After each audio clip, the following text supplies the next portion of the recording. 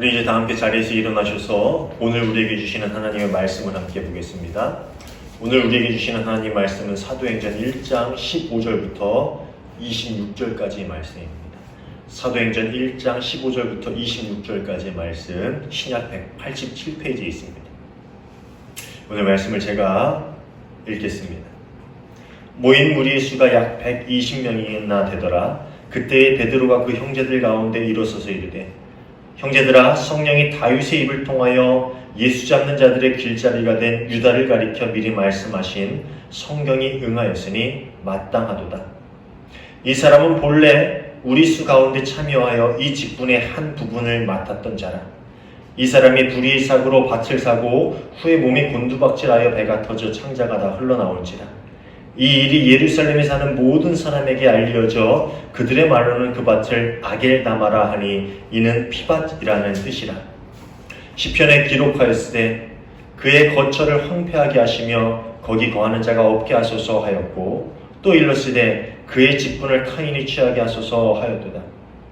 이러함으로 요한의 세례에서부터 우리 가운데서 올려져 가신 날까지 주 예수께서 우리 가운데 출입하실 때에 항상 우리와 함께 다니던 사람 중에 하나를 세워 우리와 더불어 예수께서 부활하심을 증언할 사람이 되게 하여야 하리라 하더거늘, 그들이 두 사람을 내세우니 하나는 바사바라고도 하고 별명은 유스도라고 하는 요셉이요, 하나는 마띠아라. 그들이 기도하여 이르되, 무사람의 마음을 아시는 주여, 이 두 사람 중에 누가 주님께 택하신 바 되어 봉사와 및 사도의 직무를 대신할 자인지를 보이시옵소서.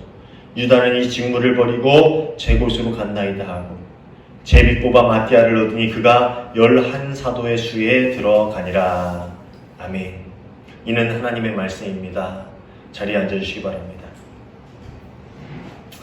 우리 지난주에도 함께 보았듯이 예수께서 하늘로 올라가신 후에 제자들과 예수님을 따르던 이들은 예루살렘에 있는 한 다락방, 마가의 다락방이라고 이야기하는 그 다락방에 모여서 기도하는데 전념합니다. 그런데 그 수가 몇 명이냐? 무려 120명에 이르릅니다. 아마 큰 다락방이었던 것 같아요. 그런데 주석가들은 이 120명이라는 숫자에 의미를 부여합니다. 당시 유대 사회에선 한 지도자가 돌볼 수 있는 사람의 수, 즉 제자의 수, 그 수가 10명이 적당하다라고 보았기 때문에 이 12사도의 첫 제자들로 120명의 사람들이 모였을 것이다 라고 그렇게 생각하기도 합니다. 예전에 이 12명은 예수님의 제자로 부름을 받았지요. 그런데 이제 복음을 증거하기 위해 보냄을 받은 자, 즉 사도로 부르심을 받고 그들 또한 다른 이들에게 예수님을 증거하고 예수님의 가르침을 전하는 직무를 맡게 되었다라는 것입니다. 그런데 이스라엘의 12지파를 상징하던 12명이라는 숫자에 맞춰서 12명이 부름을 받았죠. 12라는 숫자에 맞춰서 12명이 부름을 받았지만 지금은 그 12명이 다 있습니까? 없죠. 한 명이 부족한 11명의 제자들만 곁에 남아 있습니다. 왜냐하면은 가룟 유다가 그들의 곁을 떠나 다른 곳으로 갔기 때문입니다. 이 가룟 유다는 생각하면 생각할수록 참 아쉬운 점이 많은 그런 제자였습니다. 예수님의 제자로 부름을 받았다라는 것은 그의 인생에 더할 나위 없는 선물이었을 것입니다. 여러분도 그렇지 않을까요? 하지만 다른 제자들과 마찬가지로 예수님을 쫓아다니면서 이 가룟 유다는 이제까지 가져왔던 메시아에 대한 생각과 기대와는 다른 예수님의 언행 때문에 많은 혼란을 겪었습니다. 그러나 다른 제자들이 그럼에도 불구하고 예수님의 가르침을 묵묵히 따라갔던 반면에 가룟 유다는 마지막에 좀 다른 길을 선택하게 되었던 것이지요. 성경은 가룟 유다에 대해서 많은 기록을 남기고 있진 않아요. 그러니까 어떤 사람인지, 어디 출신인지 이거에 대해서 상세하게 이야기하고 있지는 않습니다. 다만 몇몇의 기록을 통해서 이야기하고 있는 가룟 유다의 모습은 돈 욕심이 많았던 사람으로 그렇게 이야기하고 있습니다. 요한복음 12장을 보면은요, 예수님 발에 향유를 붓는 여인을 보면서 가룟 유다가 이 향유를 300데나리온에 팔아서 가난한 사람들에게 주지 않고 왜 이렇게 낭비하냐라고 나무라는 모습을 그리고 있습니다. 그리고 이어서 요한복음의 저자는 그가 이렇게 말한 것은 가난한 사람을 생각해서가 아니라 그는 도둑이어서 돈자루를 맡아가지고 있으면서 거기에 든 것을 훔쳐내곤 하였기 때문이다 라는 설명을 첨부합니다. 요한복음서는 가룟 유다는 돈 욕심이 많은 사람이었고 또 결국 이런 그의 마음에 사단이 들어와서 결국 예수님을 팔아넘길 생각까지 집어넣게 되었다라고 설명을 합니다. 요한복음 13장 2절입니다. 마귀가 벌써 시몬의 아들 가룟 유다의 마음에 예수를 팔려는 생각을 넣었더라. 이 4개의 복음서에서 이야기하는 가룟 유다는 어떤 사람이냐면 사단의 유혹을 이기지 못하고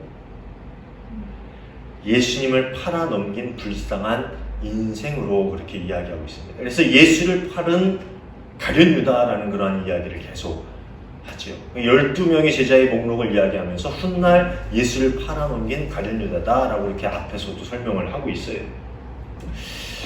근데 가룟 유다의 가룟, 히브리어는 이시카리오라고 하는 이 명칭이 가지고 있는 의미에 대해서 주석가들은 몇 가지로 이야기를 하는데요. 첫 번째는 그것이 지역의 이름이었을 것이다 라고 생각을 합니다. 가룟은 이 캐리옷이라는 지역의 이름을 이야기하는데 이것이 유다 지역의 헤브론 부근의 한 도시다라고 하는 이들도 있지만 사실 정확하게 어디인지는 아직까지 밝혀지지 않았습니다. 아직까지 알 수 없어요. 다만 예수님의 12제자 가운데 가룟 유다만이 갈릴리 출신이 아니었다라는 것은 알 수 있지. 그래서 이 가룟 유다가 본인이 혼자 갈릴리 출신이 아니어서 좀 약간 소외감을 느끼진 않았나라는 그런 추측을 하는 주석가들도 있습니다. 또 다른 견해로는요, 가룟이 가짜, 거짓말장이 위선자를 뜻하는 세케르라는 아람어 어근에서 나왔다고 합니다. 그래서 이 말이 당시 아람어를 사용하던 기독교인들에게는 예수님의 배반자를 조롱하며 부를 때 부르는 호칭이었다. 그래서 유다 이름 앞에 가룟이라는 이름을 넣었다라는 견해도 있어요. 만일 이 견해가 맞다면 참 우스꽝스러운 거예요. 유다라는 이름은 당시에 상당히 인기 있는 이름이었어요. 그렇죠? 우리 성경에도 보면 유다서가 있죠. 가룟 유다가 아닌 다른 유다가 쓴 건데 이 유다라는 이름은 이 히브리 사회에서 보편적이고 인기 있는 이름 중에 하나였습니다. 그런데 그 앞에 거짓말장이, 위선자, 가짜 이런 걸 붙여가지고 가장 인기 있는 이름 앞에 가장 치욕스러운 별명이 붙게 된 것이지요. 그리고 마지막으로 이시카리옷의 그 카리옷이라는 단어가 시카리, 즉 단도를 뜻하는 말에서 유래했다라고 생각해가지고 이 유다를 무력 투쟁을 통해서 이스라엘의 광복을 이루길 원했던 열혈당원으로 보는 견해도 있습니다. 그래서 열혈당원은 혁명을 통해서 예수님이 사람들을 모아서 혁명을 일으켜서 이스라엘을 구원해야 되는데 그렇지 않으니까 그게 불만이 있었을 것이다 라고 이렇게 생각하는 학자들도 있습니다. 하여튼 이 성경은 유다 이름 앞에 이 가룟이라는 말을 꼭 넣고 다른 유다와 이 가룟 유다를 구분하면서 이 가룟 유다의 그 예수님을 팔아넘긴 가룟 유다의 그런 삶에 대해서 분명히 이야기하고 있어요. 이 가련한 가룟 유다는 예수님을 팔아넘긴 후에 그 죄책감에 못 이겨서 다시 제사장을 찾아가서 예수님을 판 대가로 받은 은 30냥을 던진 후에 어떻게 해요? 스스로 목을 매 생을 마감하게 됩니다. 그리고 복음서에는 기록되지 않았던 자세한 일들이 사도행전을 통해서 우리에게 전해지고 있죠.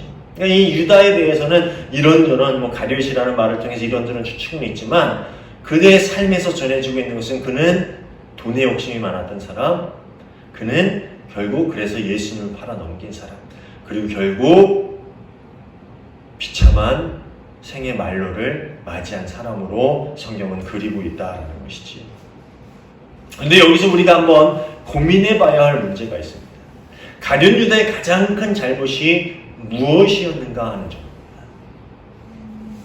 여러분, 가룟 유다의 가장 큰 잘못, 가장 큰 죄가 무엇이었다라고 생각합니까? 예수님을 배반한 일일까요? 예수님을 팔아넘긴 일일까요? 아니면 그가 자살한 일입니까? 물론 두 가지 다 잘못한 일이죠. 두 가지 다 잘한 건 아니에요. 그렇지만 본질적으로 그의 가장 큰 잘못은 뭐냐면은 그 잘못의 핵심은 그가 돌이키지 아니하였다라는 것이죠. 예수님을 배반한 일에 대해서 말하자면 사실 잘못의 경중만 있을 뿐이지 예수님의 제자들 전부가 예수님을 배반했습니다. 예수님께서 로마의 군인에게 붙잡혀 가셨을 때 예수님을 따르던 모든 제자들은 뿔뿔이 흩어져 각자의 삶의 자리로 돌아가고 말았습니다. 베드로만 몰래 예수님의 뒤를 따라서 쫓아왔지만 베드로 역시 어떻게 합니까? 너 예수님과 한패지? 라는 질문에 3번이나 예수님을 부인하고 또 뭐까지 해요? 부인하면서 예수님을 저주까지 합니다. 이 제자들이나 예수님을 따르던 다른 추종자들은 아마도 예수님이야말로 로마 제국을 몰아내고 이스라엘의 옛 영광을 가져올 새로운 왕이 될 것이다 라는 생각을 가지고 있었습니다. 그러니까 그들이 생각하는 메시아가 예수라면은 예수는 로마 제국을 물리치고 새로운 이스라엘의 왕국을 이루실 것이다. 그렇게 기대하고 있었다라는 것이죠. 그것이 오랜 전통이 메시아에 대해서 이야기해왔던 일이고 또 그들은 그런 가르침 아래에서 그런 전통 아래에서 살아왔기 때문에 그들이 그런 생각을 갖는 것은 당연한 일이었지.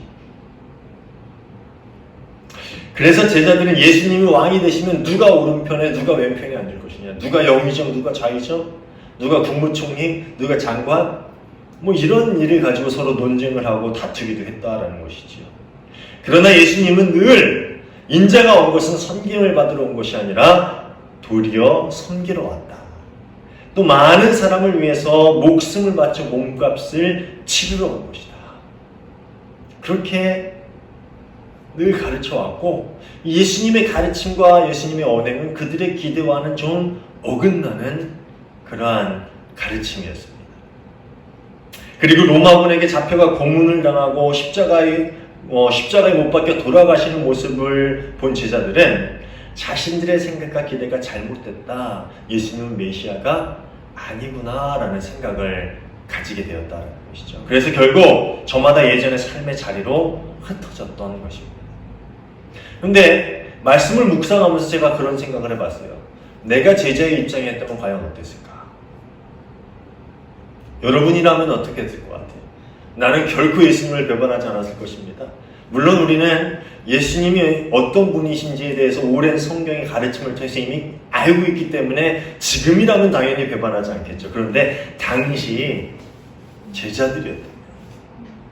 물론 이적을 경험한 놀라운 일들을 많이 경험했죠. 그런데 이적은요, 사람의 삶을, 사람의 생각과 마음을 변화시키지 못해요. 그 평생을 가져왔던 가르침과 전통 가운데 자라났던 제자들이었다면은 나는 어땠을까?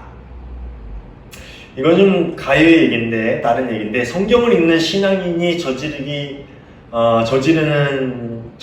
쉬운 잘못 중에 하나가 뭐냐면은 심판자가 됩니다.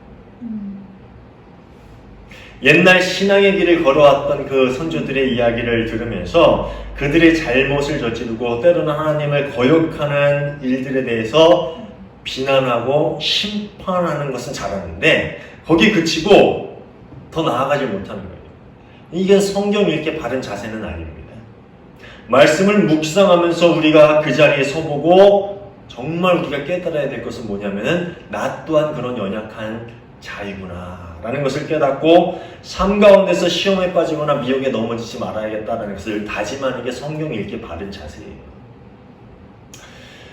그래서 현재의 관점에서 옛 제자들의 행동을 판단하자면 그들의 행동을 비난할지 모르겠지만 만약에 우리가 12제자와 같은 상황에 처했다면 우리 역시 그들과 같은 길을 걸었을지 모릅니다. 아니 저는 그랬을 거라고 생각을 해요.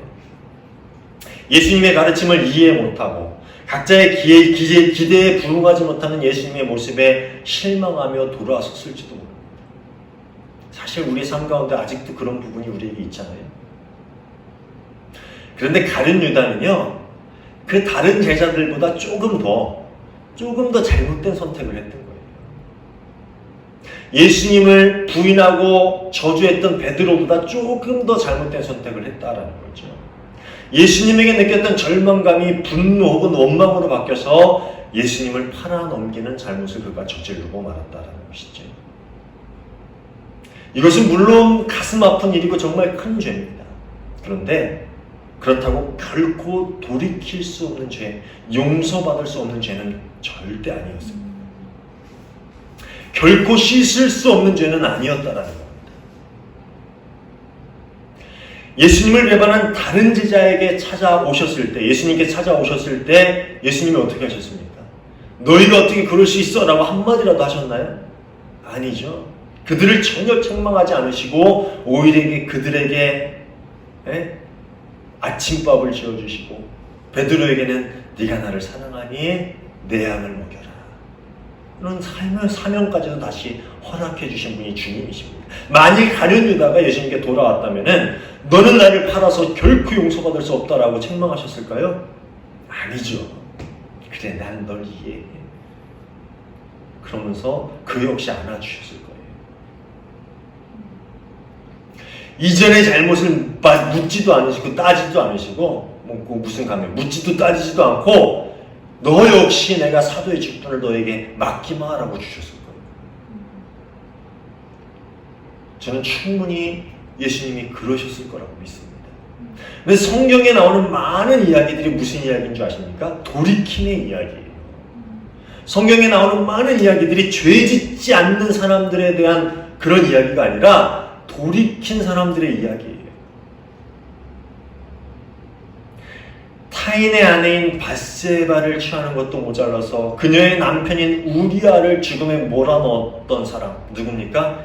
다윗이죠. 다윗 또한 큰 죄를 범한 사람이에요. 그렇잖아요. 간음하고 살인하고 이것보다 더 큰 죄가 있을까요? 이게 역시 정말 큰 죄였습니다. 그렇지만 다윗은 죄를 깨닫고 하나님께 돌이켰습니다.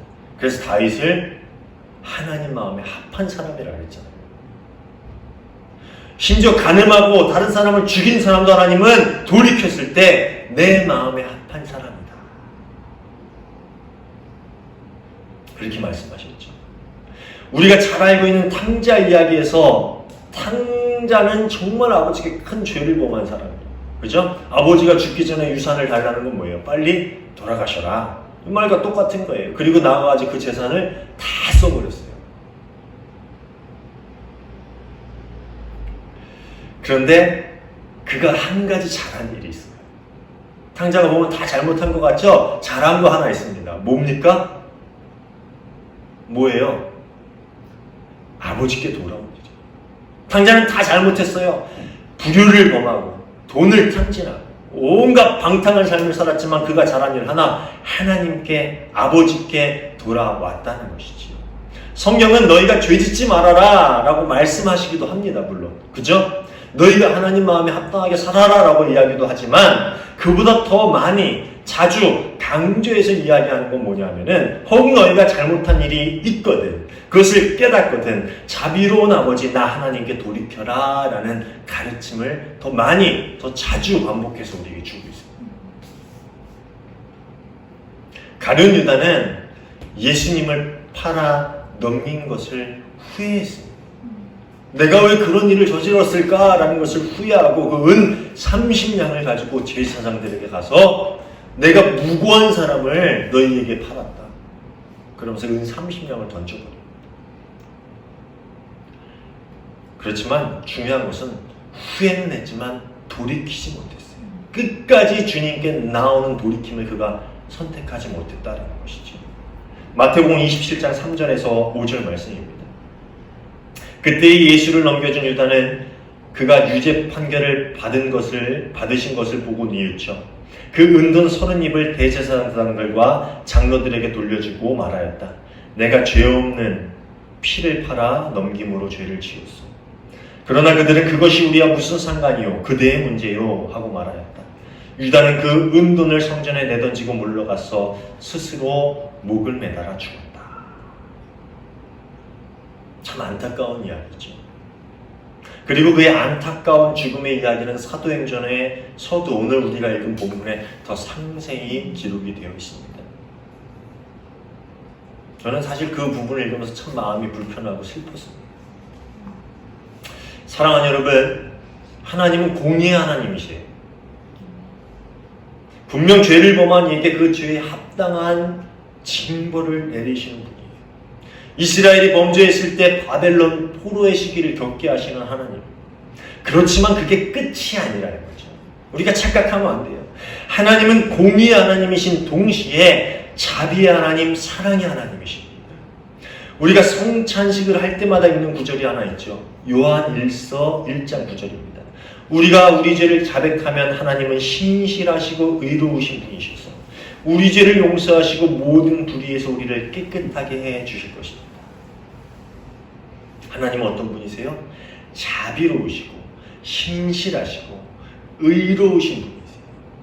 공의의 하나님이시기도 하시지만 죄를 미워하는 하나님이시기도 하시지만 당신의 자녀들이 죄를 지었을 때 그것을 용서해 주시는 하나님이시기도 한다라는 것입니다. 사랑하는 여러분, 세상을 살아가면서 시시때때로 다가오는 유혹과 힘을 다해 싸우시길 바랍니다.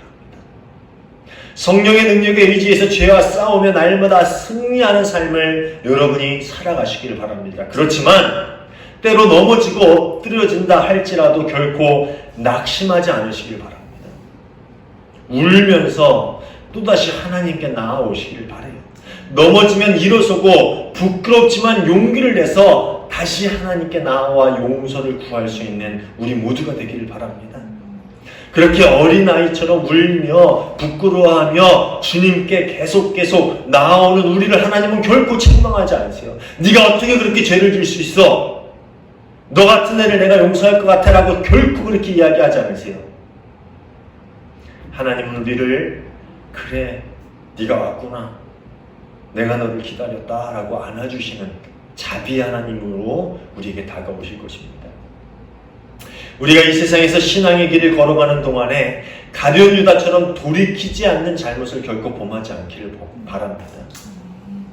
늘 주님께 나아올 수 있는 반복해서 나아 회개하며 울며 주님께 다시금 쓰임받기를 구할 수 있는 저와 여러분 모두가 되시기를 주님의 이름으로 축원합니다.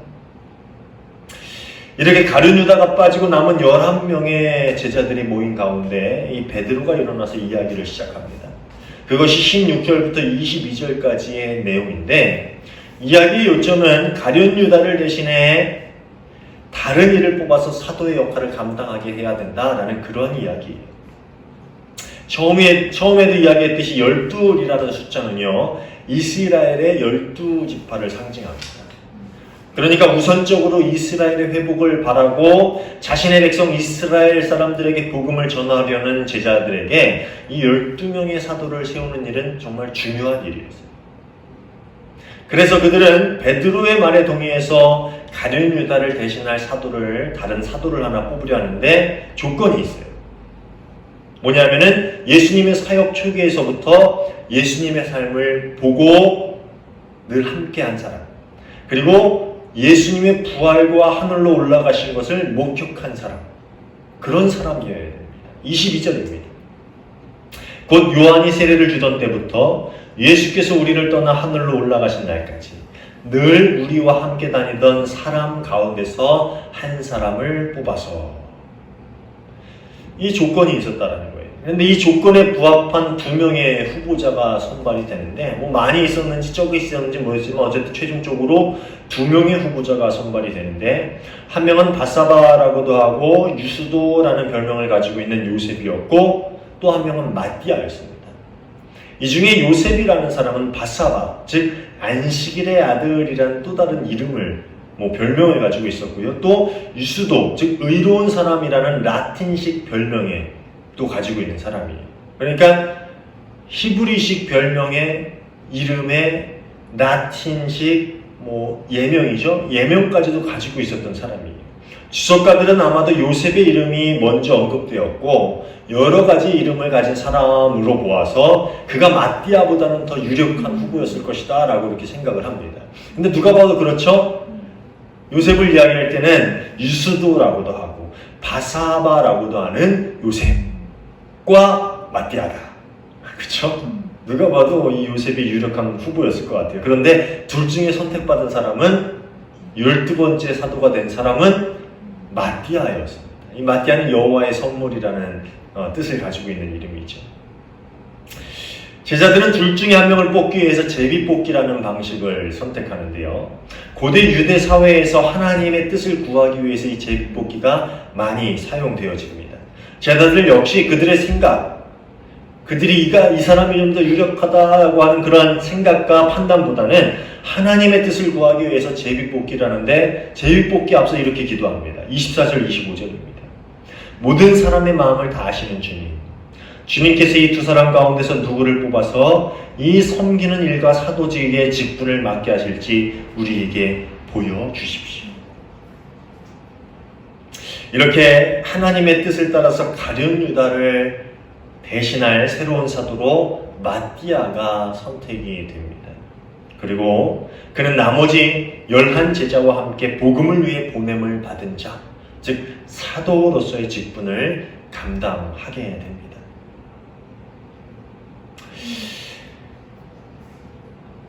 말씀을 읽으면서 이런 생각이 들어요. 비록 가룟 유다는 그릇된 선택으로 하나님의 일을 이루어가는, 하나님의 나라를 확장해가는 그 일에 쓰임받지는 못했지만 그가 없어진다고 해서 하나님의 일에 지장을 받지는 않았습니다. 그렇죠?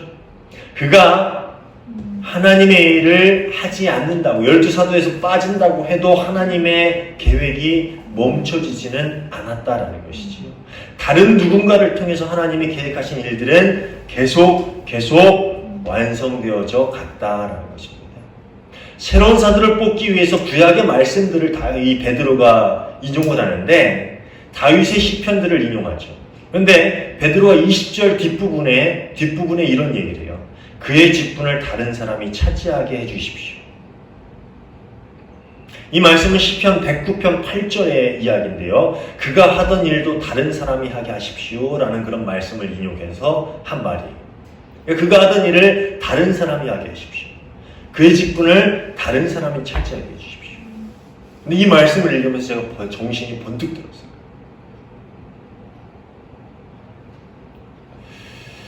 여러분, 하나님의 계획은요, 한시도 멈추어진 적이 없습니다. 1분 1초도 하나님의 계획은 멈추어진 적이 없습니다. 인간을 지으시고 아브라함을 선택하시고 애굽에서 이스라엘 백성을 이끌어내시고 예수님을 이 땅에 보내시고 복음을 온 세계로 전파되게 하시고 우리가 알지 못했던 그 옛날의 시간에서부터 지금 우리가 살아가고 있는 이 시간, 그리고 앞으로의 모든 날들까지 하나님의 계획은 결코 멈춰진 적이 없었고 멈춰지지 않았고 앞으로도 멈춰지지 않을 것입니다. 내가 아니더라도 그 누군가를 통해서 하나님의 계획은 반드시 이루어 가실 것이다. 그것은 분명한 사실이죠. 나 아니면 못할까요? 솔직히 말하면 나 아니면 한국교회 다님이 없겠습니까? 네? 이 자리가 비어있다고 예수님이 얘기하잖아요. 돌들로도 하나님을 찬양합니다. 예배당이 비었다고, 예배드린 자가 없다고 하나님이 예배를 멈추실 것 같아요?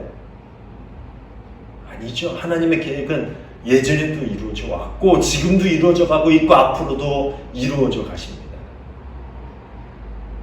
우리에게 중요한 것은 그 누군가가 누가 될 것인가 하는 것입니다. 그 누군가가 과연 나 자신이 될 수 있을 것인가 라는 것이 우리에게 중요한 문제죠. 바로 나 자신이 되길 바라며 간절히 기도해야 하는 것이 우리가 해야 할 일입니다. 주님, 제 믿음이 부족하고 늘 넘어지는 죄인이지만 저 역시 가룟 유다와 별반 다를 것이 없는 죄인이지만 주님, 그래도 저를 사용하여 주옵소서. 주님, 연약한 인생이지만 주님 일을 하나라도 감당하기를 원합니다. 제게 합당한 일에 온전하게 쓰임받는 도구가 되게 하여 주십시오라고 주께 나오는 우리 모두가 되어야 한다라는 것입니다. 사랑하는 여러분, 바라기는 우리의 직분, 우리의 소명이 옮겨지지 않고 포기하지 않는 자, 끊임없이 주께 나오는 자, 그런 우리 모두가 되어서 주님께 쓰임받는 도구, 그리스도의 복음이 전해지는 통로의 삶을 살아갈 수 있는 저와 여러분 모두가 되시기를 간절히 소원합니다. 우리 인생에 어떤 선택에 있어서 결국 포기하지 않기를 바랍니다. 끊임없이 주께 나와서 주님, 제가 연약한 거 압니다. 제가 부족한 거 압니다. 제가 어리석은 거 압니다. 제가 가룟유다와 같이 죄 많은 인생인 거 압니다. 그렇지만 주님, 제가 뉘우치고 돌이켜 주께 나오니 저를 주의 도구로 사용하여 주옵소서. 주의 통로로 사용하여 주옵소서. 작은 일 하나도 감당할 수 있는 복된 주의 도구, 주의 사람이 되게 하여 주옵소서. 그렇게 끊임없이 포기하지 않고 주께 나와 주님의 귀한 일을, 하나님의 나라를 완성해가는 그런 일을 감당할 수 있는 저와 여러분 모두가 되시기를 주님의 이름으로 축원합니다. 기도하겠습니다. 하나님 감사합니다. 저희가 정말 죄 많은 죄인이지만, 늘 부족하고 연약하고 어리석지만, 그럼에도 불구하고 주께 돌이키며 나오는 저희를 주님 사용하여 주셔서 주님의 나라를 이루어 가심에 감사를 드립니다. 저희가 인생의 선택에 있어서 결코 포기하는 것을 선택하지 않기를 원합니다. 늘 끈질기게 주께 나와 용서를 구하고 다시금 쓰임받고자 주께 다짐하며 맹세하며 그 길을 걸어갈 수 있는 저희가 되게 하여 주시옵소서. 그렇게 늘 넘어지지만 울며 나오는 저희를 주님 사랑하여 주셔서 주의 도구로, 주의 통로로 삼아 주시옵소서. 늘 주님께 나오는 저희를 긍휼함으로 돌보시는 예수 그리스도의 이름으로 감사하며 기도하옵나이다. 아멘.